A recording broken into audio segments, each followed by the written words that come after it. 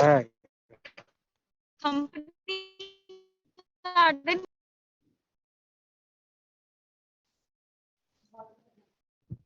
Yeah, Tanmay, I think let's just wait for 3 more minutes. Let's wait for more people to join in. And Okay. we could start the stream at 4 5. Yeah, so we can start streaming now as well.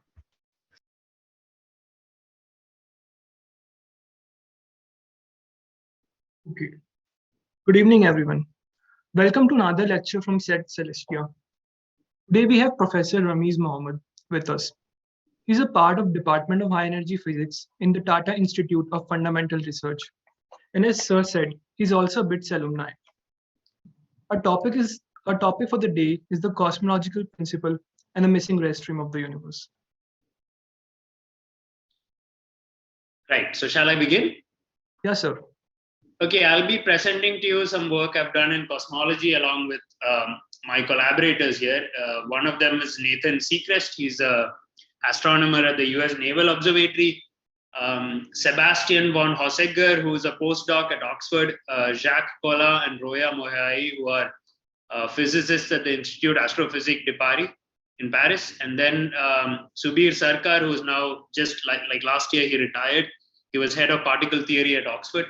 And you'll see that we are, for a cosmology paper or a topic, we are a motley collection of collaborators. All of us have different backgrounds. And I myself did my undergrad at BITS Goa, as you mentioned. So this was my ID number. I thought I'd put it there just so you become more familiar with me. So one of the central dogmas of any cosmological model that most cosmological models that people talk about, and specifically the one that you hear about all the time, is this rather vague idea called the cosmological principle, which is that the core of the idea is that there is translational and rotational invariance, that is no special positions or directions in the universe, but it is quite often it is quite often stated as the universe is, with a bracket saying statistically isotropic and homogeneous on large scales, where isotropy is the rotational invariance and homogeneity is the translational invariance. There is also an even vaguer principle called the Copernican Principle, which says we are typical observers, or that our vantage point in the universe does not affect how we see the universe. And all of these principles together, if you ask a cosmologist, they'll usually only state this in words, because it's hard to say what these principles mean mathematically, but through the course of this lecture, I think you will develop a better understanding of what exactly these philosophical principles mean. These two principles together, the cosmological and Copernican principle, justify the usage of what is called the Friedman Equations, which are the main equations underlying modern cosmology. And so I'll be talking about the Friedman Equations only towards the end. This is going to stay at an undergrad level without too many equations or math. So one of the reasons we use the cosmological principle has been actually noted down in this paper in 1955 in the Mathematical Proceedings of the Royal Philosophical Society by an author called Littlewood. He says that many models of the universe have been proposed by De Sitter, by Milne, by Bondi, and Goldhoyle, and others. The observed data being insufficient, the models are usually based on some simple hypothesis. The simplest is the cosmological principle, namely that apart from local irregularities, so the cosmological principle somehow acknowledges that real structures which are inhomogeneous and anisotropic exist in the universe, but these are believed to be local. The universe presents the same general aspect at every point.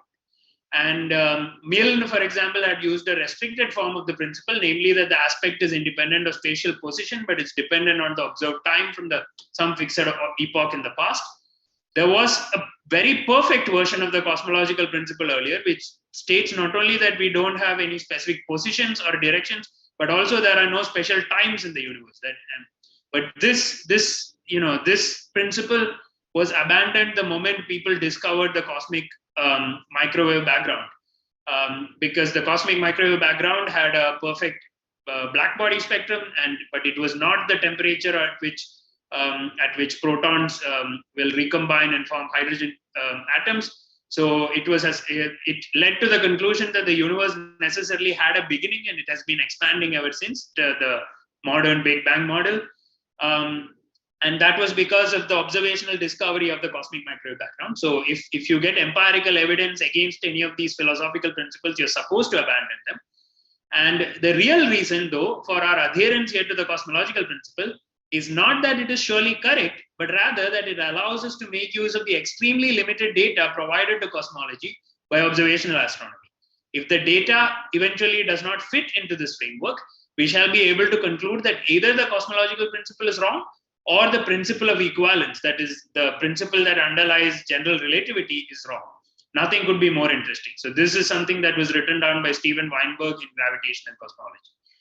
And the main reason we use something like the Copernican principle is that all we can ever observe about the universe is contained within our past light cone.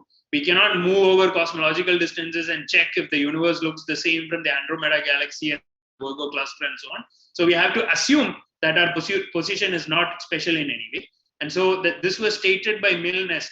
The universe must appear to be the same to all observers wherever they are. This cosmological principle, and then he continues to describe it in this 1936 paper. This is the paper that in many ways turns the cosmological principle into a philosophical principle on which the model is being built. So today, apparently, none of this is something we have to worry about, because if you check the cosmological principle, or if you check Wikipedia, it will tell you that data from the Planck satellite show the universe to be highly isotropic. And what they mean by that is this is supposed to be a sky map of the temperature of the cosmic microwave background. The average temperature of the cosmic microwave background, it's what you call the sky average temperature, what is called the monopole temperature. This is about 2.7 Kelvin. But if you check how much it varies from direction to direction, it's only about a few tens to 100 millikelvin. So about 1 in 100,000 of the monopole temperature. And that is captured here. So some of you may have already done the coursework to understand this. Spherical harmonics are an orthonormal basis for scalar valued functions on a sphere. And so the different L and M modes, which are, spherical harmonics have the YLMs, you add them up you add the coefficients in quadrature over different M, and you plot it as a function of L. And the data, you can see the data points here, and you have some theoretical curve, which comes from supposedly general relativity. And the data is very well described by that curve. And from this, people say that the universe is 68% dark energy, 27% dark matter, and just about close to 5% what we know of in the standard model of particle physics. For example, if the universe was a different fraction dark matter and a different fraction dark energy, the shape of this theoretical curve would be different. And so by fitting the shape of that curve, which is described by these parameters, to the observed data is how we conclude that the universe is mostly dark. If you're broadly aware, you'll probably know that dark matter is something that people believe should be either a particle or something like a particle, something which has mass, is a collisionless gas. It's there in all the galaxies. It's 6 times as much as the visible mass and so on. And a lot of scientific programs around the world, experiments worth in total billions of dollars, are looking for dark matter. They have been doing so for the last 50 years or so, and they have not found dark matter yet. And this dark energy is one constant. It's a thing called lambda, which is the lambda in lambda CDM cosmology. It is called the cosmological constant. And it is often considered the biggest problem in theoretical physics. Now, if you look critically at this picture, you see that spherical harmonics will go down to L equals 0 or L equals 1. And 0 is not shown here because it's in squares, it would be 10 orders of magnitude larger. Neither is the L equals 1 mode, which is called the dipole, shown here. And the reason is that it wouldn't fit in this plot. To create this plot, you have to subtract out this dipole. The dipole would be about 4 orders of magnitude too large to fit in this plot. The cosmic microwave background looks more like this. That is, one half of the sky is warmer than the other half of the sky by about 1 part in 1,000. So I told you all the smaller angle fluctuations are very small at the level of 1 part in 100,000. But this dipole makes one half of the sky warmer than the other half by 1 part in 1,000. So it's 100 times larger. So the moment you see this, you can say, oh, then why would you say the universe is isotropic? It looks like it has a specific axis, right? A specific direction. And the typical cosmologist would tell you, don't worry, the real universe is isotropic. It's just that with respect to the frame in which the universe is isotropic, we are moving with a large velocity. And that velocity, if you fit to this temperature, anisotropy turns out to be 369 plus or minus 2 kilometers per second towards a specific direction in the sky. This is right ascension declinations. If you know celestial coordinate system, you can know what that is. In this plot, it is here. And we are moving with respect to the universe in that direction. So this dipole anisotropy in the cosmic microwave background is purely kinematic. It is a purely special relativistic effect due to the fact that we are moving with respect to the rest frame of the universe. This is what standard cosmology rests on. So even though observed data is anisotropic, we subtract that out, assuming it is purely kinematic, and then you fit it to an isotropic model, and you get evidence that the universe is, dark matter and dark energy and so on. So one of the questions that can be asked is the CMB dipole purely kinematic? And for this, what you can understand is you can take, for example, a catalog of sources in the sky, which is flux limited. That is, you measure the fluxes of all the points, sources you see in the sky, you apply a threshold cut on the flux, and then you keep only sources above that flux, and you see how many of them are there per solid angle in the sky in different directions in the sky. Now, if you were stationary with respect to the frame in which the universe is isotropic, it should be the same density everywhere in the sky. So this should just be one number. But if you're moving with respect to that frame, two effects kick in. One is aberration. It is a special relativistic effect due to the fact that notions of length in your direction of motion are contracted. So angles are all shifted towards your direction in a little bit, which means that all the angles you measure in the sky towards sources will get shifted by a very small amount corresponding to this equation towards the direction of your sky, towards the direction in the sky in which you're moving. And the second effect is something called Doppler boosting. To understand this, you should understand that most sources in astronomy, in astroparticle physics, emit photons and other particles in what is called a power law. A power law means that if this index of alpha is 2, it means that if you go to 10 times the energy, you'll see 1 by 100th as many photons. So it's the change in energy to the power alpha gives you that attenuation in the flux if you go to those higher energies. Now, if you're moving towards a source, what happens is due to Doppler boosting, the source will appear slightly brighter because you have integrated, you're integrating in a different band, all the photons are blue shifted. And as a result, sources that are slightly below your threshold will appear in your catalog. And if you're moving away from a source, sources that are below, that are above your threshold will go below your threshold. So the end result is that if your spectral index, which is the power law with which the sources emit, has this alpha in it, and X is, I'll show you soon what X is. It quantifies how many sources you have in your catalog as you cut on flux.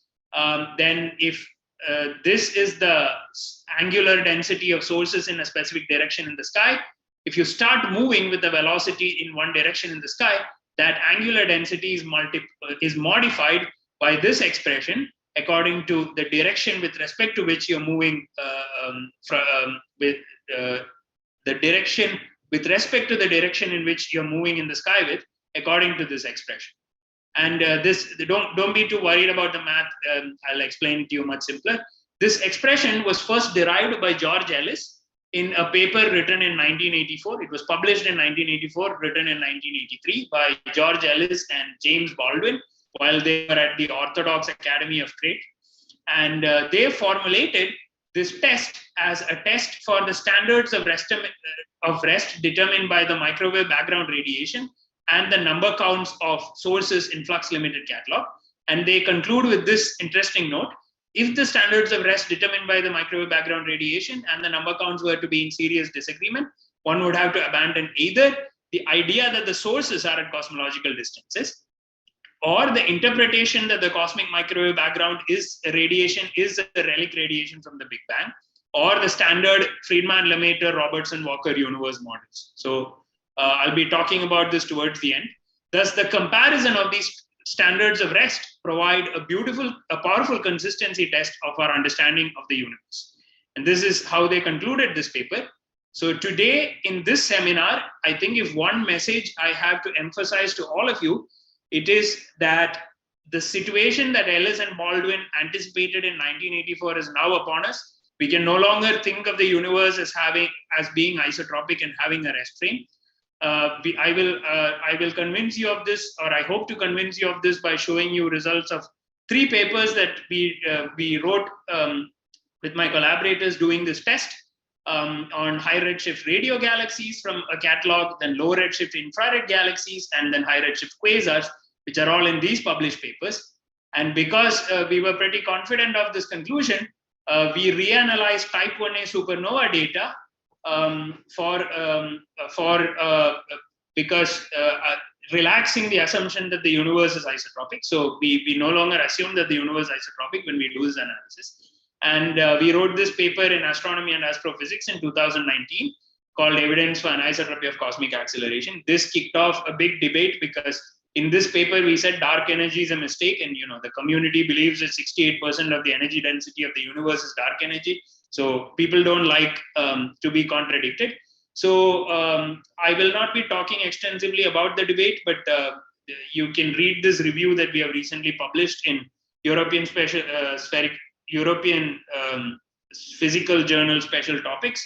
It's available on arXiv also. The basic idea is that, and this is a necessary disclaimer I have to give you, that much of what I'm about to tell you is not considered mainstream results, or a vast majority of cosmologists will try and tell you we are wrong, etc. So towards the end, I will show you some of the equations and give you a perspective on why we have chosen to publish papers this way and insist that dark energy is not correct, etc. So this is a contrarian view. If you want a balanced view, I would suggest that you read the other sides of the debate also. So the National Radio Astronomical Observatories, a very large array sky survey called the NVSS, is a radio astronomical survey performed at 1.4 gigahertz frequency in the northern sky. It is complete down to a declination of -40 degrees in celestial coordinates. It has about 1.7 million sources, about 2.5 millijansky. Millijansky is a unit of flux. But because this is a ground-based survey and there are systematics due to the atmosphere and instrumental systematics, etc., the people who release the catalog tell you that the catalog is complete only if you apply a cut of about 10 millijansky. And about 10 millijansky, there are about 500,000 sources or so. Now, if you count the number of sources above threshold as a function of the flux threshold, this is the curve you get. And the shape that describes this index is what is called X in the expression that I showed you from the Ellis and Baldwin formula. So both X and alpha in the Ellis and Baldwin formula can be obtained from the data itself. That's one of the good things about these clean tests. Now, this catalog was actually analyzed by Ashok Singhal, who's at Physical Research Laboratory in Ahmedabad. And he published it in 2011, pointing out that if you try to measure our velocity from this catalog, it looks much larger than our velocity with respect to the CMB. But because the catalog is not complete, etc., he was not taken very seriously, and it was statistically marginal. And I'll explain to you what that means soon. So what we did was we took the sister survey of this catalog, which is complete from -30 degrees. So there is a region between -30 and -40 degrees in declination where the two catalogs overlap. The only issue is that this catalog is at 843 megahertz. And so, the fluxes are at a different point in frequency. So you have to rescale the fluxes. And in principle, what you can do is you can just patch these two catalogs together to make an all-sky catalog. And because you have this overlapping region where both catalogs have common sources, you can do a whole lot of studies about the systematics of how we are patching together the catalogs. We do not actually know what is called the redshift of the source, which is a redshift shows that the object is moving away from you with a specific velocity. And so we do not know how far away these sources are, but people have tried to quantify the the median redshift of the source, and they believe it's above beyond the cosmological horizon. It's at a very high redshift, at a redshift where things should be cosmological, so there should not be local anisotropies, etc. And you can see that now there is a patch in the center missing. This corresponds to a plus or minus 10 degree cut around the galactic plane, because we don't want to use sources within our galaxy when we are doing a cosmological test. There is always some contamination from sources within our galaxy, which is a foreground, but we would like to get rid of it as much as possible. So we used a plus or minus 10 degree cut. And so we did this, we created this catalog, and we did a simple analysis wherein we measure our velocity with respect to this catalog using the Ellis and Baldwin formula. And what we found was that the dipole that is in the number counts of sources in this catalog is in the same direction as the CMB dipole, within 10 degrees actually. But the velocity from the X and alpha obtained from this catalog is much larger. It's about 1,350 kilometers per second, not 369 kilometers per second. But you do see that there's a large error and a large uncertainty, and this means that the statistical significance of this observation is only about 2.81 sigma. And the reason for that is that there are only about 600,000 sources. Just to clarify what statistical significance means, there is always a question when you have small samples, could you have gotten this result purely by fluke? Because you have a finite number of sources, so then you expect hemispherical anisotropies, you expect any half of the sky to have more sources than the other half of the sky, determined by the square root of the number of catalog. So you need a very large number of sources for the square root, 1 by square root of n to be very small to start measuring. And a 2.81 sigma, what this means is that there is a 1 in 1,000 probability that this might be a fluke. Like we might have gotten this as a statistical fluctuation. And as you may know, some of you who have been following particle physics may know, 2.81 sigma is not considered exciting in particle physics. In particle physics, people want things to be 5 sigma, which is 1 in close to 10 million chance of this being a fluke. So this is, I would say this is mildly interesting, but other authors, in particular this paper in JCAP by this author Bengali, they look at a catalog made by the GMRT in Pune, the giant meter wave radio telescope which is called TGSS. And there they see actually a more than 5 sigma axis in the same direction, again, a much larger velocity than from the CMB dipole. And so the final paper that you can read, maybe if you want to read up about this, is by Sievert et al., which summarizes 4 different radio catalogs, all performed using ground-based observatories, ground-based radio telescopes. And they conclude that for all analyzed surveys, the observed cosmic radio dipole exceeds the expectations derived from the CMB dipole. And this is, these are different observatories from different declinations. The only thing common between them is that they are in radio, they are at different frequencies, but they're all ground-based. That is another thing that's in common between them. So this got some people excited, but a lot of people were like, this is ground-based, so you don't know if this is just a fluke, you get it in the same direction. There could be all sorts of systematics, and also at the end of the day, it's only about 2.81 sigma. So since I did my PhD as a particle physicist, and in particle physics, this is not close to considered evidence, I would say this is mildly interesting to be followed up, but it's not compelling or conclusive. So to study this at potentially higher statistical significance, what you basically need is a much larger catalog, more than not 600,000 sources, but millions of sources. And so there was a satellite launched by NASA between, I believe, 2011 and 2014. It's still operational in 2 of its bands, which do not require it to be cryogenic. And it performed an all-sky infrared survey over 10 months in which all these bands were operational. And so these are the 4 bands of WISE at 3.4 micrometers, 4.6 micrometers, 12 micrometers, and 22 micrometers. So all what you'd consider infrared. These 2 bands are called mid-infrared.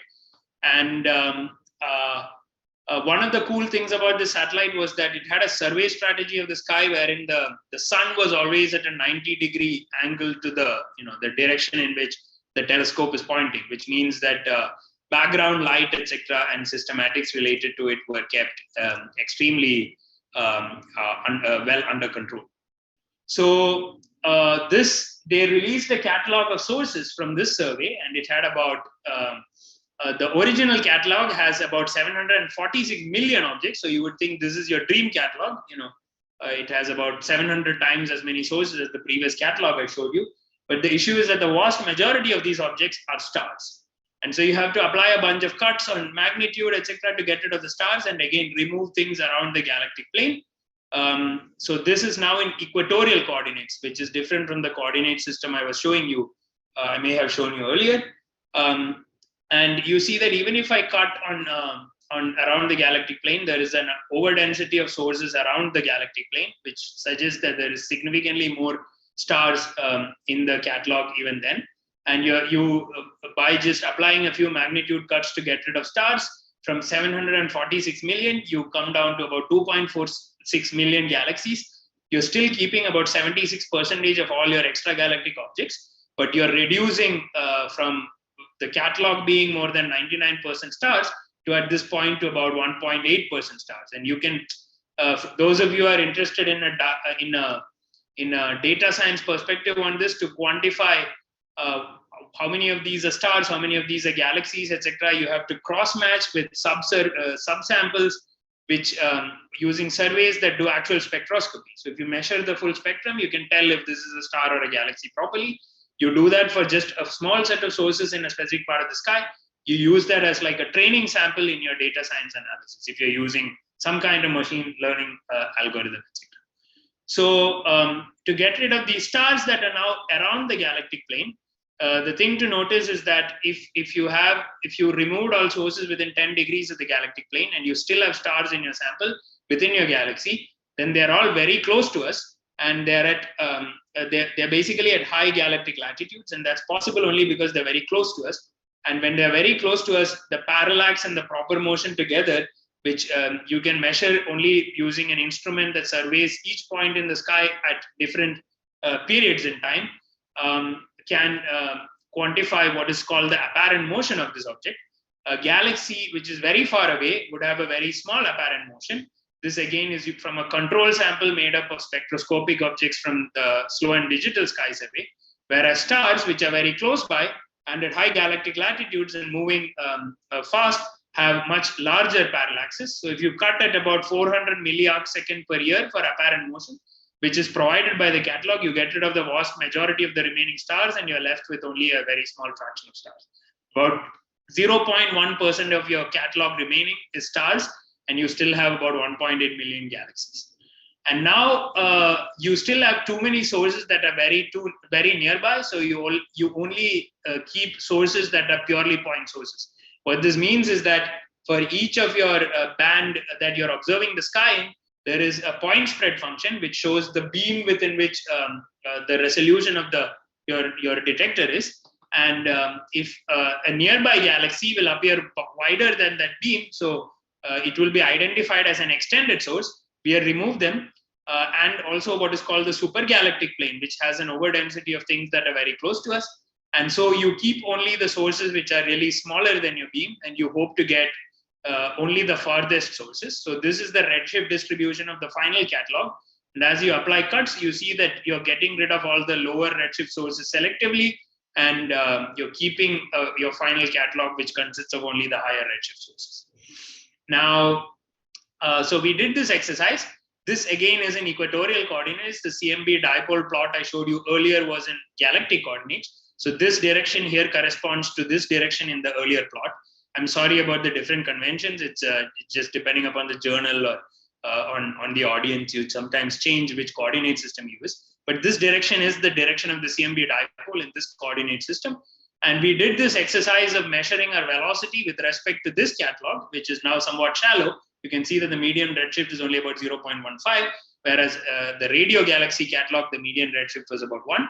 And again, we measure a velocity that's about 3 to 4 times larger. But this time, because the catalog is very shallow, there are some model-dependent uncertainties from lambda CDM cosmology, which means that this is not really statistically significant at all. In the sense, it's not even 2.8 significant, 2.8 sigma significant. It's actually less. You can see that To get to 369 you only need to subtract about 1.5 times the sigma. So it's about 1.5 sigma statistically significant.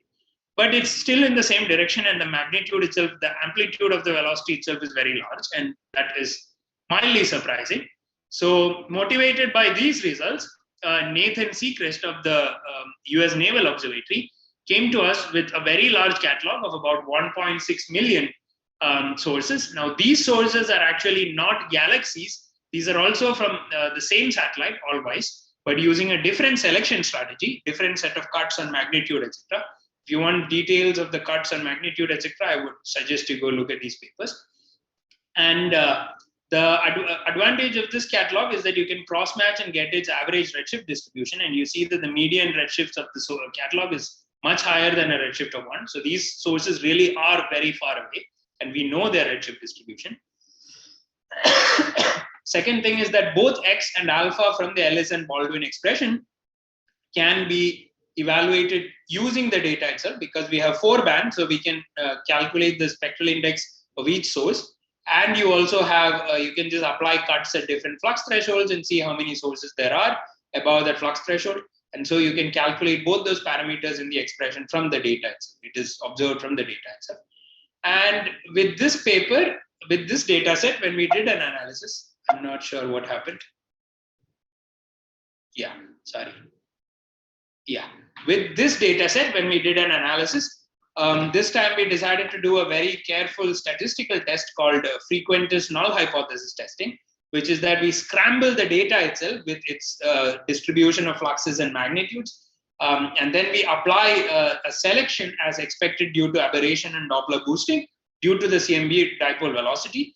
And if the dipole in this catalog was due to our motion with the same velocity as with respect to the CMB, this is what the dipole in the catalog we measure should be, but this is what we observe. And you can see how far away this is.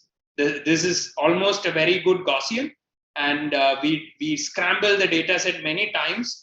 So this is one of the most conservative ways to do statistical analysis. And we found that the statistical significance is 4.9 sigma one-sided. That is, the probability that this is a fluke is about 5 part in 100 million, right? So sorry, 5 part in 10 million. So this is getting close to the 5 sigma threshold at which everyone gets very excited or it becomes very conclusive. The other thing is that the direction is very close to that of the CMB. It's in the same hemisphere. You can even see this by just smoothing the catalog by like 50 degrees or so, and then plotting the density as a pixelated sky map. You see that one half of the sky is cleanly warmer than the other. And the other thing is that we made all code and also the data that goes into this analysis public. You can find this as a bunch of Jupyter notebooks to play with. So we want this to be as transparent a result as possible. And I'll tell you why later. The reason is this. Is the CMB dipole purely kinematic? You know, it is supposed to be our motion with respect to a frame in which the universe is isotropic, with respect to which the universe is at rest. And so, what are the components of our of the motion that produce this this dipole? So the Earth is moving around the Sun. The satellite which measures this dipole, the Planck satellite, was at the Earth-Sun Lagrange point, I think L2, but whereas the Kobe satellite, which measured, was around the Earth. So the Earth is moving around the Sun with a small velocity of about 30 kilometers per second. But then the Sun is moving around the galaxy, and that can be measured with the velocity with parallax methods. And that is with a velocity of about 200 kilometers per second.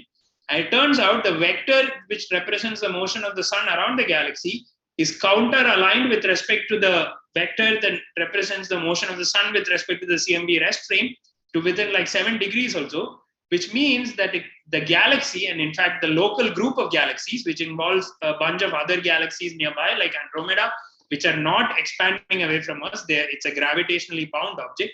The local group of galaxies is moving in approximately the same direction as the CMB dipole with a velocity of about 600 kilometers per second, not 369, because 369 is the velocity of the Sun's rest frame with respect to the CMB frame. The galactic frame, or the frame of the local group of galaxies, which is about 50 galaxies or so, it's constantly changing as they add more data. That group is moving with a 600 kilometer per second velocity. And I want you to appreciate that this velocity is rather large, right? It's not like the escape velocity of Earth is about 11 kilometers per second, and this is more than 50 times that. So it is somewhat of a relativistic velocity, I would say. And this is something I want you to think of. So what causes all of this matter to move in one direction with such a huge velocity? And the explanation is always that there is some overdensity of matter that is local, which is pulling us towards it gravitationally. And so the hypothesis has always been that there is a great attractor in the universe. People have not really found what this great attractor is, but we are being pulled towards it. All matter around us in the local neighborhood is being pulled towards this great attractor. Just to show you how widely accepted these results are, this plot is taken from, this drawing is taken from the Nobel lecture of George Smoot, who in 2006 won a Nobel Prize for his work on instrumentation for measuring the cosmic microwave background. So the question is, where is the cosmic rest frame? Some of my collaborators have their entire life been asking this question. So when there was a three-dimensional catalog of the local universe called the 2 Mars Redshift Survey, my collaborator Roya Mohai and her PhD student Guillaume Lavoie, along with R. Brent Tully, who I don't know if you're familiar with, he's famous for things like the Tully-Fisher relationship. They reconstructed the velocity field in the local universe. So what they do is they calculate how much of this velocity is originating due to matter in different shells, and they go out in different shells. So a megaparsec is, it's about it's about 1 million parsecs, and 1,000 parsecs, that is, and a parsec is about 3 light years. So this is about 3 million light years, one parsec, and they have gone out as much as about, this is divided by this h, which is what is called the dimensionless Hubble parameter, so has a value of 0.7. So they went out to a distance of about 200 megaparsecs around us. That's a distance of about 700 million light years. And what they find is that this velocity of the local group does not originate due to the matter, completely due to the matter distribution, even within about 600 million light years around us. There is a residual bulk flow, that is the outermost shell of the survey is still moving with respect to this rest frame of the universe with a velocity of around a few hundred kilometers per second. This is not very statistically significant or conclusive, but they, my collaborator and also Subir, the other collaborators, they got together and performed this exercise with type 1a supernova data, a very early data set. And again, you find that the bulk flow, which is the average velocity of shells of matter, once you average it out, this is the prediction from theory as to how it should fall off if you average for different parts of the universe within a theoretical model. And this, on the other hand, is what is it in the local universe. So in the local universe, out to a redshift of 0.06, which according to our current model of the universe, a lambda seeding universe, is about 1 billion light year radius around us. That all matter in a billion light year radius around us is moving with a velocity of around 200 kilometers per second, still in roughly the same direction as the CMB. Other authors, which have nothing to do with my collaborators, they have also found a similar bulk flow in using very model-dependent reconstructions of the velocity field of the local universe, and I'll explain what that means later. So this is a paper you can look up, and in their abstract itself, they say we find an external bulk flow is preferred at the 5.1 sigma statistical significance level. That is the fact that the outermost shell, out to about 1 billion light years around us, is still moving in a direction, is preferred, is moving with 159 kilometers per second, is preferred by the data. And this is their conclusion. And also another survey by something called the 6-degree field peculiar velocity survey, again find a very large velocity that is beyond that which is expected for typical observers within the model. And I can show you the direction in the sky of all the results I have quoted so far. This is also a plot you'll find in the review I spoke of in the first one of the few early pages. And you see that they're all roughly in the same direction. They're all within 30 degrees of each other. Some of them are the dipoles in catalogues in Ellis and Baldwin tests. Others are the directions of bulk flows. and you can see that is the flow of the outermost shell of radius of a given radius around us, and you see they're all roughly in the same direction. So it would appear that the universe somehow seems to have a special direction. And at this point, when I reminded you that 600 kilometers per second is a rather large velocity, and something must have accelerated all our matter in the local universe to that velocity, I want you to recall what happens to matter that gets accelerated under general relativity. It has, general relativity was built by Einstein on something called the equivalence principle, a thought experiment which involves a box and an accelerating box and so on. I would explaining GR is beyond the scope of this talk, but there are these series of papers by a mathematical relativist who is an expert on general relativity called Christos Sagas at the University of Thessaloniki, extremely smart guy, and he writes these very clever papers with these illustrations. And his basic argument is this: if you take a universe that is expanding according to the Friedman equations, and in that one region is moving with a semi-relativistic velocity in one direction.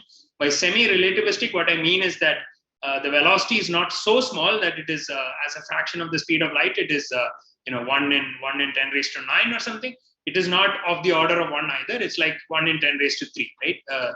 600 kilometers per second is about 1/1000th of the velocity of light. So it is a semi-relativistic velocity, and his statements by using exact tools of general relativity, I will not explain the math too much, is very simple. It is that observers who are sitting in the middle of a region which is moving with respect to the rest frame of the universe will actually experience locally accelerated expansion. That is, depending upon the bulk flow itself is accelerating or decelerating, it will look like the local part of the universe is expanding much faster than you thought it would, and it will lead you to conclude that the universe as a whole has accelerated. And so he, in his abstract, he will say this implies that observers experiencing locally accelerated expansion as a result of their own drift motion may also find that the acceleration is maximized in one direction and minimized in the opposite. We argue that typically such a dipole anisotropy should be relatively local, and the axis should probably lie fairly close to the one seen in the spectrum of the cosmic microwave background. So we did this test using type 1a supernova data, which is one of the last papers I told you about in the introductory slides, the one the one which was in astronomy and astrophysics. So what are type 1a supernovae? So you have like these white dwarf stars, which are stars with a mass below the Chandrasekhar limiting mass of 1.44 solar masses, but they are accreting mass from a nearby other star. So they are slowly eating a star, and the moment the mass of the progenitor, that is the white dwarf, crosses this 1.44 solar masses, it explodes like a nuclear bomb, a thermonuclear bomb. And that is basically what people believe is the reason behind type 1a supernovae. So because of this fixed mass at which they all explode, people believe all of them should have roughly the same brightness, but observationally that's not true. In fact, if you take a sample of objects even within the same galaxy, which are type 1a supernovae, and you measure their brightness, you will see that there's a lot of scatter. And so on average, the average brightness of a population of sources of type 1a supernovae is are constant. And what Perlmutter and Saul Perlmutter, who won the Nobel Prize, was one of the people who won the Nobel Prize for discovering dark energy, did in his paper in '99 was to fit the magnitude, which corresponds to roughly how bright supernovae are, against the redshift in this curve. And these curves are what are called the luminosity distance curves in a Friedman limit or Robertson-Walker universe. I'll explain to you what that is later.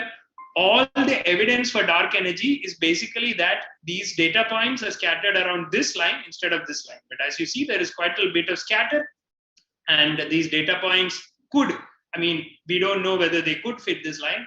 This paper concluded that they are at close to 3 sigma. They prefer this line, which corresponds to omega lambda equals about 0.5. That is, omega lambda is not 0. The universe has some dark energy in it, as opposed to this line.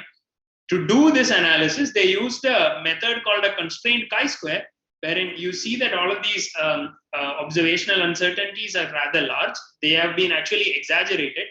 The uncertainties from the measurement process alone are very small. So this wouldn't be a good fit if you used a regular chi-square.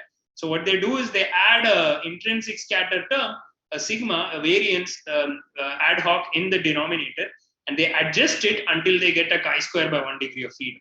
So this statistical procedure is not something that those of us who have been taught formal statistics agree with, and you'll find a large number of papers criticizing this statistical procedure.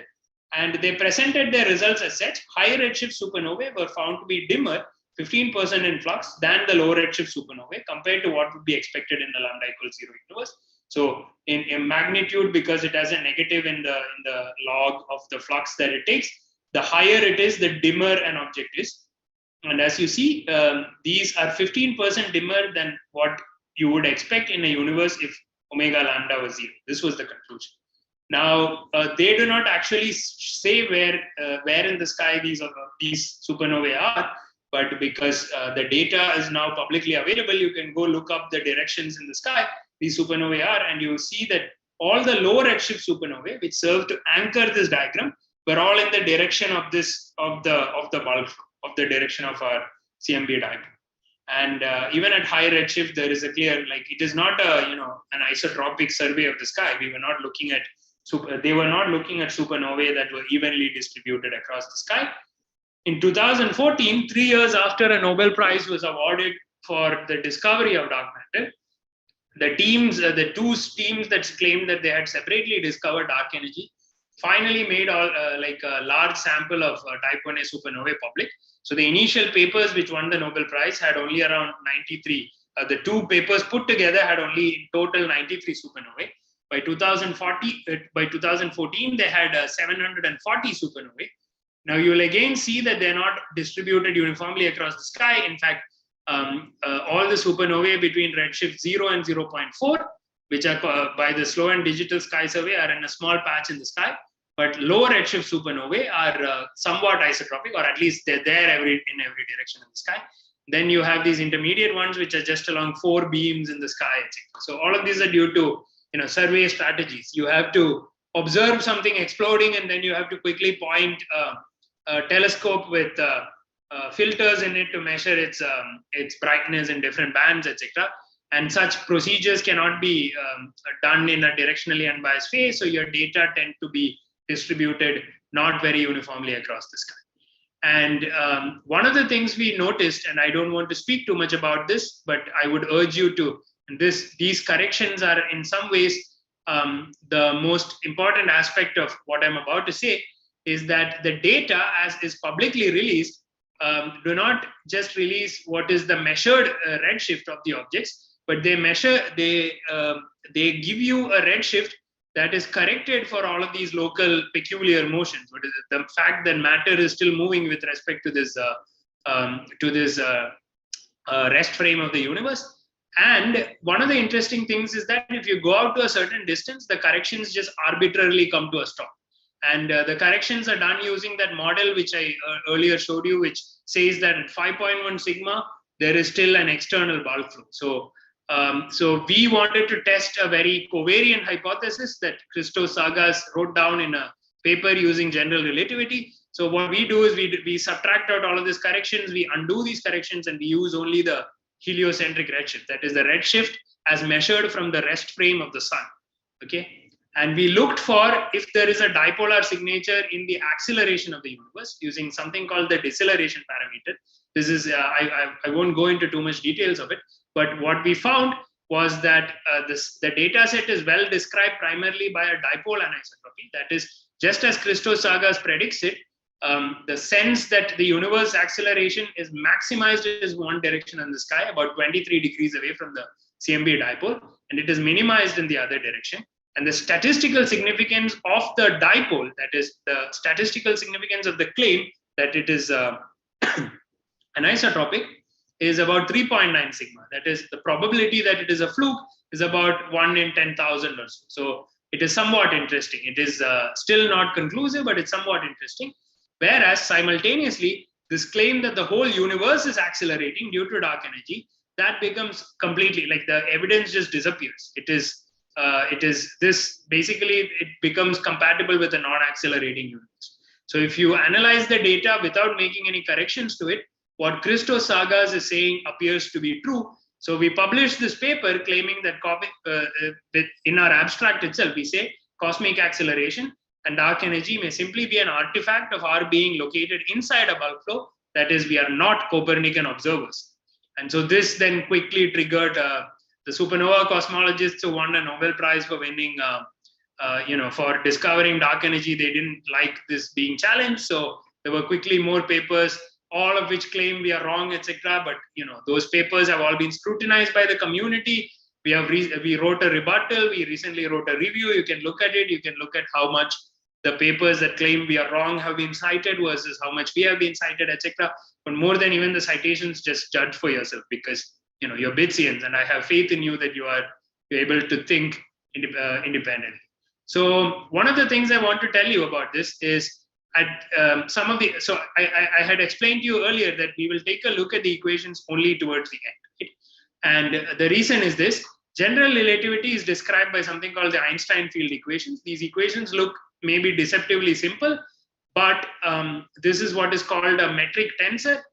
This is these two terms together are what is called the Einstein tensor, and you can actually write down this Einstein tensor in terms of the metric tensor itself using what is called Christoffel symbols, and you'll get like 60 terms.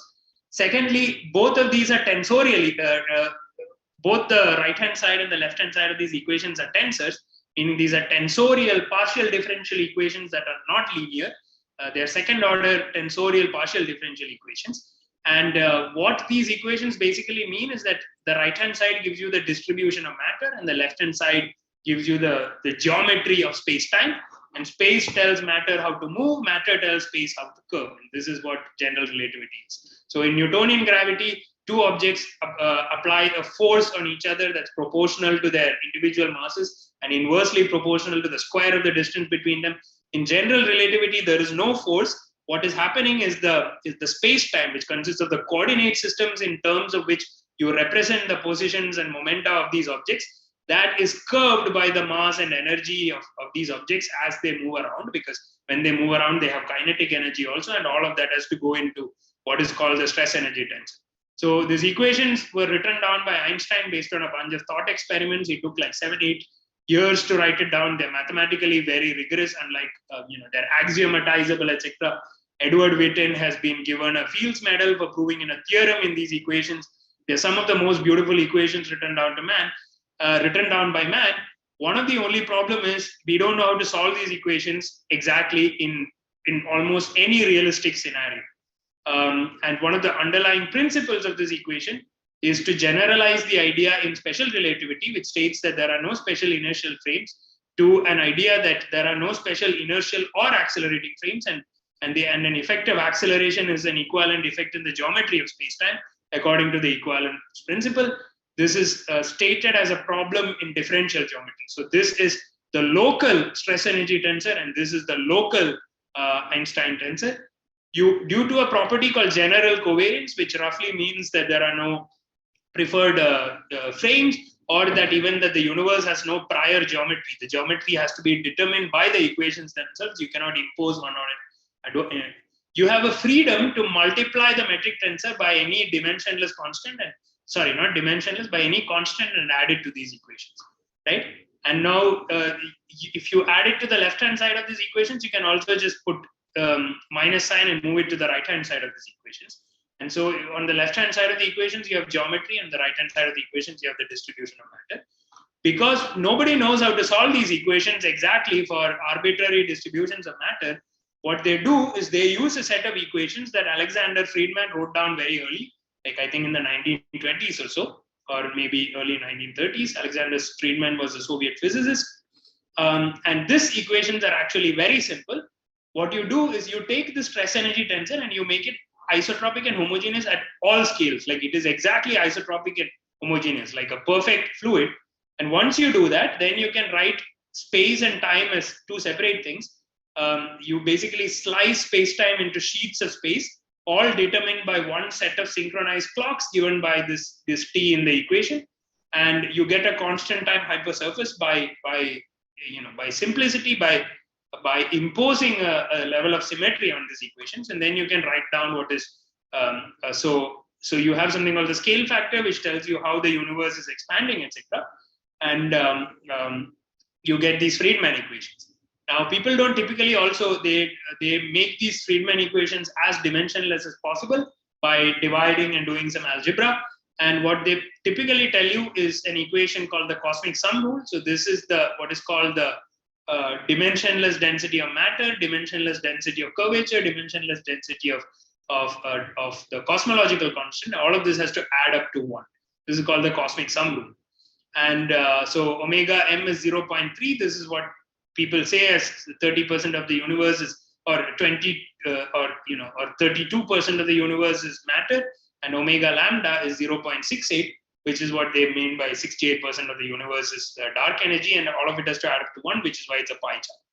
Now, as I mentioned, if you put it here, if you put this cosmological constant here, you also have the freedom to move it to this side of the equations, at which point the stress energy tensor in our current fundamental descriptions of particle physics is described by what is called a quantum field theory. And you can try and calculate what this lambda should be based on our quantum field theories. Now, I can tell you that our quantum field theories are not well enough understood to enable the calculation of a number like this. But some people have tried to, and they have used the Planck scale, etc., as an argument that this lambda that we are measuring, the dark energy that we have measured in the universe, appears to be 10 to the power 120. That is, this is a very large number below its natural value from quantum field theory. And so this was stated by Subir Sarkar in a review that he wrote in 2008. This is a very interesting review. I would suggest you read it. It says there is a non-zero vacuum energy of just the right order of magnitude to be detectable today. And so this was called one of the biggest, most important problems in theoretical physics, etc. People have even tried to justify it by saying anthropic fine-tuning, which is that if this was about 100 times larger than this, the universe would expand too fast to allow galaxies to form, etc. So for human beings to be able to observe a universe, this lambda has to be this value, these sort of very, like invoking God sort of justifications. I don't think these justifications are very scientific, but some people use that. Roughly speaking, the cosmological constant is the value it is, because if it wasn't the value it is, we wouldn't be here to observe it. Those sort of arguments. Now, I told you that to get the Friedman equations, you have to set this to be exactly isotropic and homogeneous at all states. And so, apart from all of these fine-tuning problems, etc., and these numbers like 10 to the power 120, and the fact that we don't know how to explain how big this lambda is, the other big problem and the most obvious problem is that if the universe followed the Friedman equations, it would look like this, and none of us would exist, in the sense that the reason there is a scale factor in the universe, which goes according to one set of synchronized clocks, is because if you impose such a level of symmetry on the stress energy tensor that it is isotropic and homogeneous everywhere, the only dynamical degree of freedom you have is to zoom in and out of it, which preserves that symmetry, right? And then the real universe, of course, does not look like this. It looks like this. The density between different parts of the real universe vary by huge orders of magnitude. And one of the things is, I told you earlier that all the galaxies, etc., are moving with respect to this cosmic rest frame in which the CMB is isotropic with velocities of hundreds of kilometers per second. This would be forbidden if the Friedman equations were exactly correct, because the maximal symmetry forbids anything from having a motion other than the Hubble motion with respect to each other. What I'm trying to tell you is that the Friedman equations give you a very trivial toy model picture of the universe. Now, so because the real universe looks like this, George Ellis, who's one of the world's most leading relativists, and he has written a treatise on general relativity and what its equations are, etc., has often made an argument using what is called the Ray Chaudhary equation. So this was an equation written down by the Indian mathematician physicist Ray Chaudhary in the 1960s while he was at Presidency College in Kolkata. And the reason what this equation tells you is it describes how different parts of the universe expand according to the amount of matter and radiation at that point in the universe. And if you read this paper by George Ellis, you will see that you can obtain the Friedman equations, which describe this universe as like a limiting case of these equation, of this equation in which all of these are zero. This is now an exact tool of general relativity. That is, you don't have to make any simplification to derive this equation from the Einstein field equations. And this equation is widely accepted in widely accepted in the community. In fact, it is the starting lemma of the Penrose-Hawking singularity theorems, which led to the 2019 Nobel Prize in Physics. 2020 Nobel Prize in Physics, given to Roger Penrose. So in 2015, there was a debate with George Ellis and a cosmologist called Thomas Buchert and about 7 or 8 other cosmologists on one side. You can find it in this paper, and other cosmologists on the other side called Robert Wald, about whether this is appropriate to describe a real universe that looks like this using equations that would be valid only for this universe. And that debate is something that I would ask anyone who is about to work in this field to judge for themselves on, because I believe that the people on this side who present something called inhomogeneous cosmology are correct, and they believe that dark energy is not real, that it is a mathematical artifact. If you, for example, so one of the analogies used by George Ellis, especially in a very early paper back in 1987 that he wrote, is that to use the Friedman equations to model the real universe is analogous to modeling the real Earth as a perfect sphere. Right? So you can write down the surface area and the volume of a perfect sphere in terms of the radius as expressions that go to square and cube and so on, and then you can take their square root and cube root and you can equate them to each other. But using variational calculus, we know that a perfect sphere is the geometry which minimizes the surface area for a given volume. So any amount of realism in the geometry would mean that the surface area is now more than what you expect from a perfect sphere.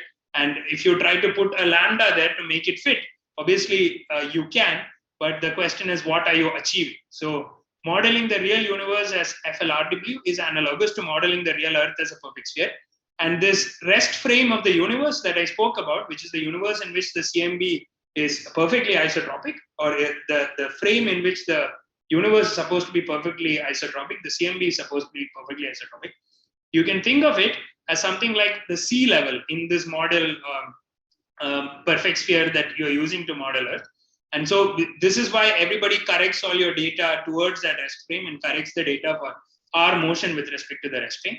But if you look closer at the debate we had in literature, etc., and according to this inhomogeneous cosmology paradigm, the thing to understand is that if things are moving away from each other, they are not doing so with respect to a background space that is expanding isotropically, because general relativity does not provide for an absolute background space. Everything is relative. In fact, that is the principle of general relativity. So you should view all of these peculiar velocities as differences in the expansion rate of the universe. So a peculiar velocity is forbidden in a Friedman-Lemaître-Robertson-Walker universe, the same way mountains are forbidden on a perfect sphere Earth. And my statement that the outermost shell out to about 1 billion light years is still not converged to the CMB rest frame. It is still moving in the same direction as the CMB dipole. It is analogous to a statement that the part of the universe we are in is like a mountain on this sphere Earth. And even if we go out very far, we do not see this mountain approaching the sea level. So the sea level is the Friedman-Lemaître-Robertson-Walker universe. And the thing to understand is that there is no perfect sphere inside Earth. The Earth is not a perfect sphere. Its equatorial radius is larger than its polar radius by about 21 kilometers. And it is never a perfect sphere, not even at a spherical, not even at the sea level. So there is a similar modeling problem at the heart of cosmology, which most cosmologists will not admit to. And so if you want to think of another analogous problem, you can Google something called the Coastline Paradox, which is that in the early 18th century, 19th century, before math was very well understood, different sets of people try to measure the lengths of coastlines of, for example, Great Britain. And what they find is that depending upon the method they use, the length is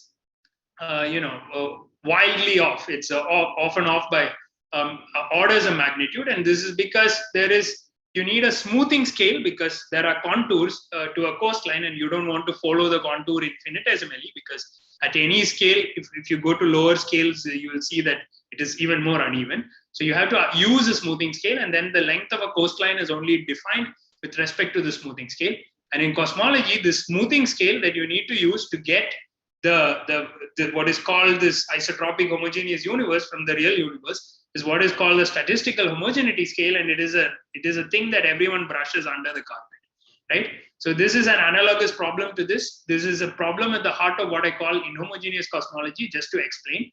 But the single biggest problem is that if you look at lambda CDM cosmology, which says the universe is 68% dark energy and 27% dark matter, you see that people will often claim they're doing general relativity. But if you look under the hood, if you look at the code that is actually running and predicting these power spectra for the cosmic microwave background, etc., they're not doing general relativity, they're just doing Newtonian gravity. So dark cosmology claims to be doing general relativity, but if you look under the hood, it's all Friedman equations plus Newtonian gravity plus special relativity. Especially there is this business of simulating the universe using n bodies, and that has basically a space that expands exactly as if the universe was described by the Friedman equation. And on top of that, all the matter interacts with each other according to this 1/r² force law of Newtonian gravity. And this is how they produce all the structures that you see in those n-body simulations. So in particular, the vectorial and tensorial aspects of gravity, because I told you those equations are tensorial coupled differential equations, which exist in general relativity. We know it exists in general relativity because one of the earliest observational evidence for general relativity being true and not Newtonian gravity is this 43 degree per century precession of the orbit of Mercury, which was in excess of the prediction from Newtonian gravity. These effects, these known physical effects called gravito-electromagnetic effects, are not accounted for by lambda CDM cosmology. But the tools like cosmological perturbation theory, which does Newtonian perturbation theory, and n-body simulations, etc., are nevertheless unquestioningly and widely used by a large community, leading to what I would say widespread proliferation of circular logic. So there are a large number of papers that will claim the universe is 68% dark energy and 27% dark matter, but all they're getting from data in these exercises, usually the assumption they're putting in, etc. So could the dark stuff be just this unaccounted for but known physics? This is the promise of this field called inhomogeneous cosmology.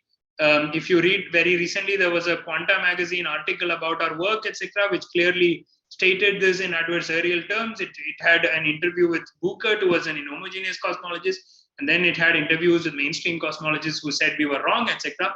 But my personal opinion is both dark matter and dark energy are these sort of mathematical mistakes rather than actual physical things to look for. So in conclusion, the number counts of flux-limited catalogues in radii and infrared galaxies all indicate somewhat significant up to 4.9 sigma tensions with the purely kinematic interpretation of the CMB dipole. Of course, I may have presented my side as this is conclusive, but future observatories will be bringing in more data and they'll always be testing if the dipole is in accordance with what you expect from this purely kinematic expectation or much larger, etc. This, as I mentioned, all matter in the local universe on larger and larger scale still looks like it is flowing in that direction. And the convergence to this frame, the scale at which you have to average for you to reach the CMB restraint has not been demonstrated. And this is obviously a case for precision testing the CMB dipole. The local universe is flowing with semi-relativistic speeds like a few 100 kilometers per second out to at least 1 billion light years around us. So all matter in the local universe is flowing with 1 billion out to about 1 billion light years around us in the direction of the CMB dipole. And one of the things I want you to appreciate at this stage is that the direction of the CMB dipole does not change on human timescales. The sun takes about 260 million years to go around the galaxy. And so, in the 300,000 years that anatomically modern human beings have been looking at the sky, the angle of this vector has changed by less than a degree. And similarly, also the velocities of the galaxies in the local universe, you can either take the observed upper limits on how their redshift is changing, or you can calculate from perturbation theory how fast it's supposed to be changing.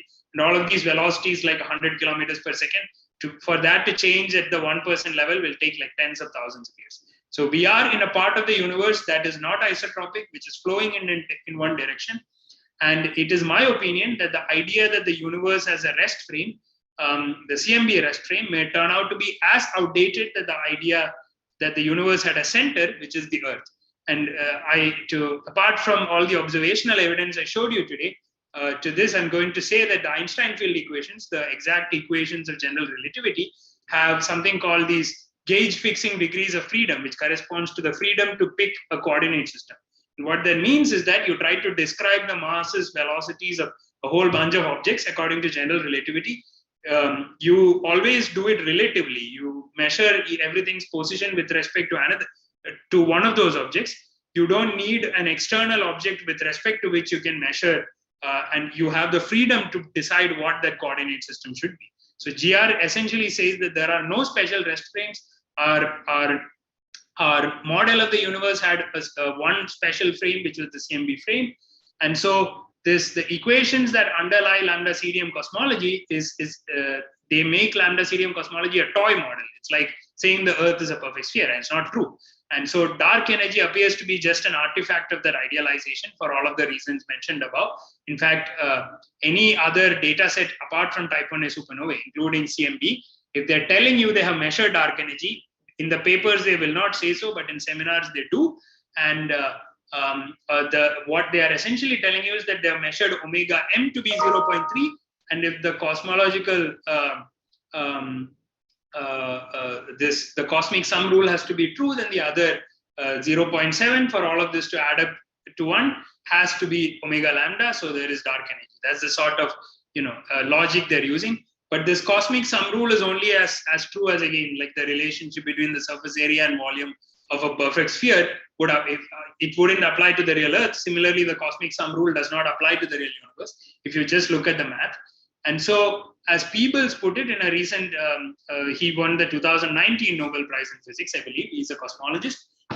He recently wrote a review in which he cites 4 of our papers. And he calls these tests of the cosmological principle to be very important problems for cosmology.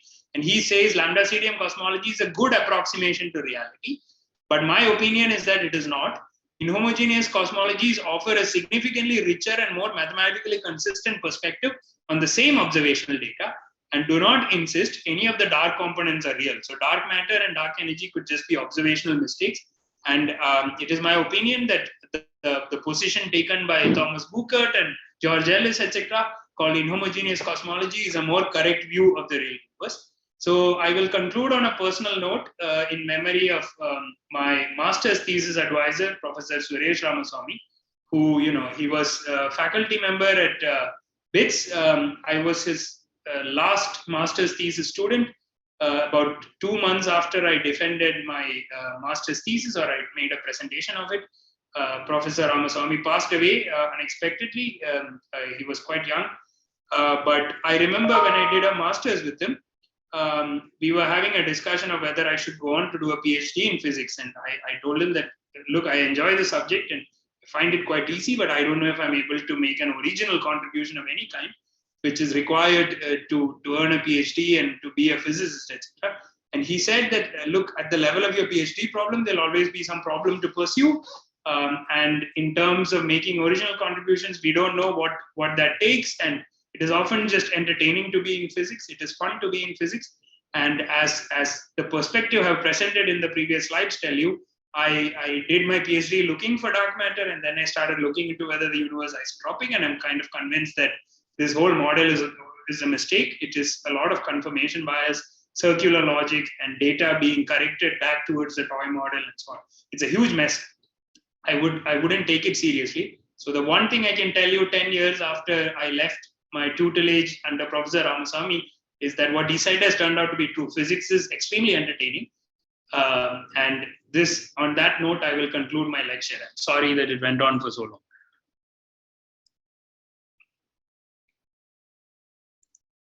Do you have any questions?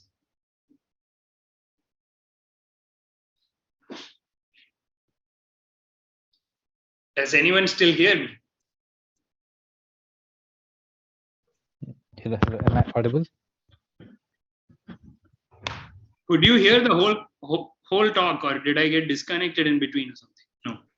You were audible. Okay. So do you have any questions?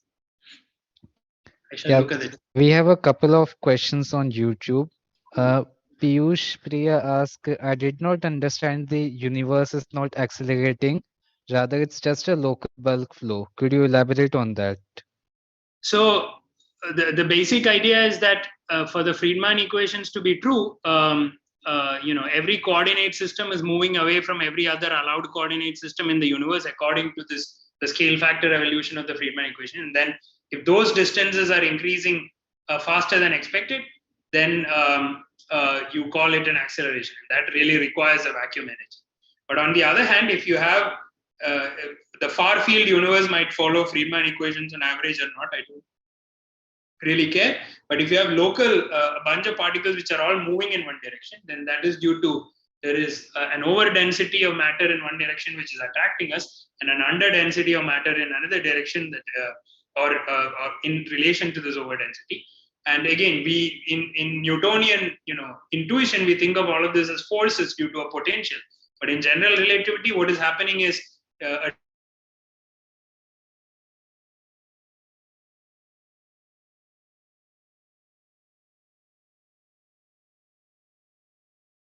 distribution of matter that's locally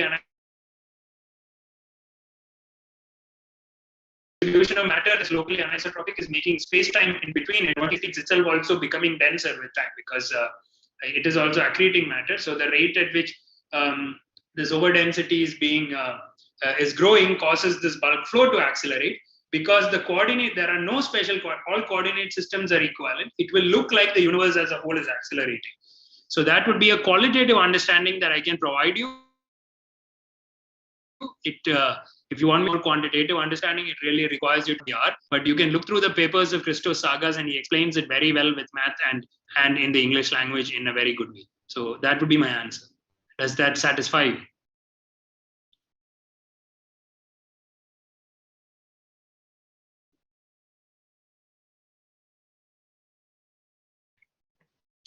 Sir, may I ask a question? Yeah. Yeah. So according to what I understood till now, so basically, like we know that a majority of the papers written on dark matter and dark energy, like a lot of papers are written. So all of these are biased on the Friedman equations. Yes, almost. Well, every paper that says anything about dark matter and dark energy assumes the universe is described by the Friedman equations. Are there no independent, like something which is independent from the Friedman equations? Is there any such field which can? So exactly where is the counterpoint to your thesis then? Like where is the what is the counter argument to this particular paper which you presented? So because So the counter argument is by a person called David Rubin. He's somewhere in Hawaii. He did his PhD under Saul Perlmutter, who won the Nobel Prize for Dark Energy. They basically reproduce our result. Then they say, oh, look, the data were corrected for these peculiar velocities, and they apply all those corrections back. And like I said, the outermost shell is still moving. So outside that, they're not able to correct it, which means that after all the corrections are applied, now the data imprint like an internal picture wherein a 1 billion light year volume of the universe is smashing into the far field universe, which is arbitrarily treated as at rest, etc. So these are very clumsy ways to correct data, in my opinion. They do all of that, and then they say, oh, look, now if you analyze the data according to Friedman equations, you find evidence for dark energy. And that is basically the only criticism they have provided. So you can read those papers and decide for yourself. Many people are convinced by what we are saying. Many people are not. But that's because if you've been saying for 30 years, which is the length of sometimes your entire career, that dark matter and dark energy are real, and then someone comes and says, look, your assumption that the universe is the same in every direction is wrong, and if you analyze it differently, there is no dark energy, they're going to be unhappy about it. So it's like the church versus Galileo, except it's not that bad. Nobody's torturing us, that sort of thing. yes, sir. Like in fact, like I myself felt kind of discouraged to go into this like like study more upon this topic, because I thought it was already a saturated topic where if you want to work on dark matter, I can show you ways to work on dark matter critically, in the sense to try and take down the idea of dark matter. So there is a program called modified Newtonian dynamics, and people are very critical of it. But if GR is the correct theory of gravity and things have peculiar velocities, then the universe will not follow Newtonian dynamics. So this explains why a lot of things are well described by Mond. So you have that program. You have people who are calculating more accurate models for rotation curves of galaxies based on GR. So you asked what is what are the alternatives to the Friedman equations? There is an entire field called anisotropic and inhomogeneous cosmologies, which look for more useful exact solutions to the Einstein field equations, like Zekeres solutions, etc. And there is, for example, this page called NCatLab, which it's a category theory website, which has a detailed collection of resources on inhomogeneous cosmology. So yeah, if you want to work on dark cosmology, like dark matter, dark energy problems, I would recommend that you go in those directions. Of course, it's not. So I will also tell you that your papers will not get cited. You're not going to win prizes very easily. But in my opinion, that is the correct direction. This is this whole dark matter, dark energy thing is a dead end. Yes, sir. Thank you so much. Thank you so much.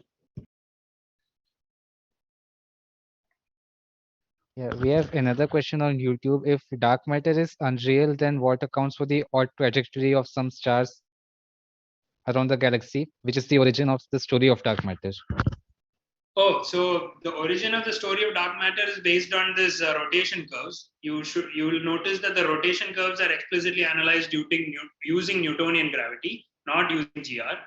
And based on, so I told you that if you use only Newtonian gravity, these effects that cause the Mercury's orbit to precess, etc., which are basically frame dragging effects of GR, they're not accounted for. So the question has always been, if you could do GR accurately for a galaxy, what would the rotation curve prediction be? This is a very hard problem in the sense that very few people have even attempted it, because GR is always acting locally. So you need to coarse grain GR on very large scales and take into account more realistic distributions of matter, etc. Very recently, an Italian relativist and astronomer called Maria Teresa Crosta, it's published in 2020 in the monthly notifications of Royal Astronomical Society. They have done this. They have actually solved what space-time should look like, or at least it is still a toy model, because you don't have infinite resolution information on the galaxy. So it is still a toy model, but they have a more realistic toy model which actually does GR, and in that the rotation curves are perfectly described by baryons alone. You don't need any dark matter to explain it. So then there are other evidence for dark matter like lensing, etc. But all of that's a bit of circular logic. Like you have to assume that the background space is described by already this 30% of the universe being or 25% of the universe being dark matter and so on, and then you have to do perturbation theory around it.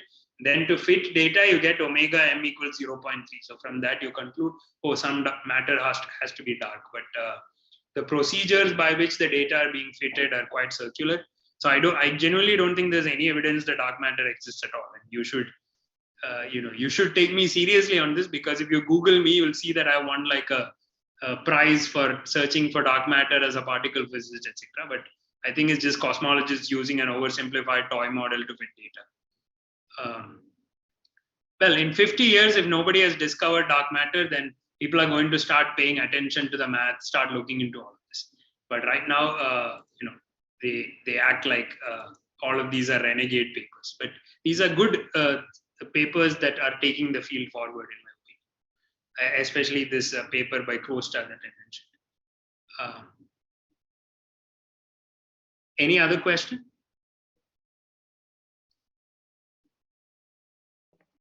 Yes, so there's one more question.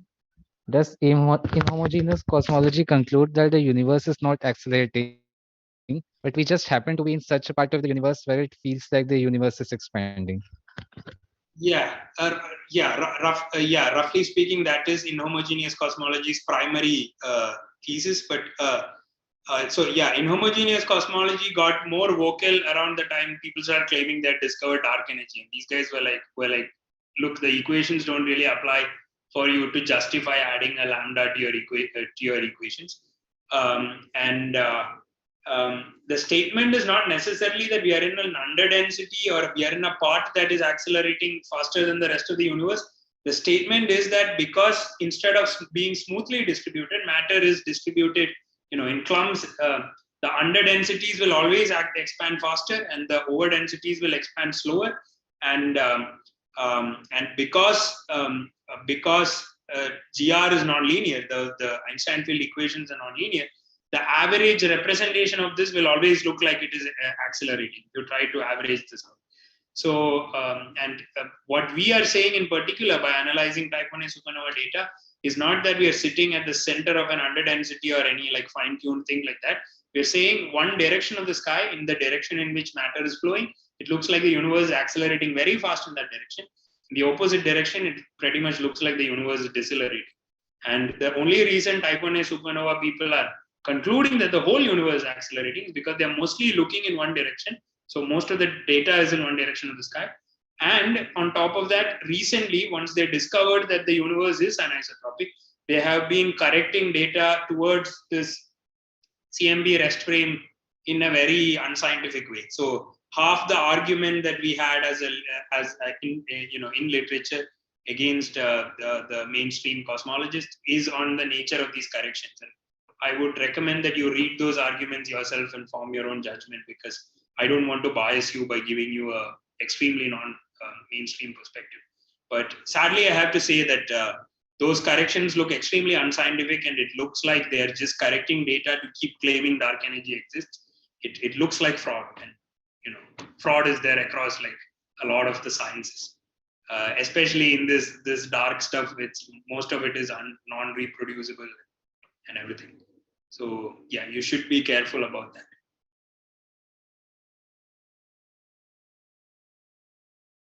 Any other questions? Yeah, no more questions on YouTube. Thank you. Cool. Does anyone want to ask any other question?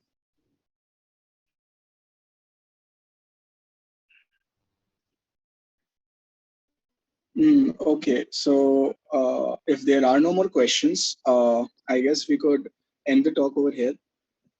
Thank you so much, sir, for taking out the time and. Right, in that case, thanks for inviting me. Sorry that I went so much over time. Thank you, sir, so much for taking out the time and coming over and imparting so much knowledge and wisdom to us. We are really grateful and really overjoyed to have you. Thank you. I thank you on behalf of SEDS Celestia. Yes. Thanks. Thank you so much, sir. It was a great experience learning all of this. I'm sure you must have enjoyed giving the talk as well. Yes. Thank you so much.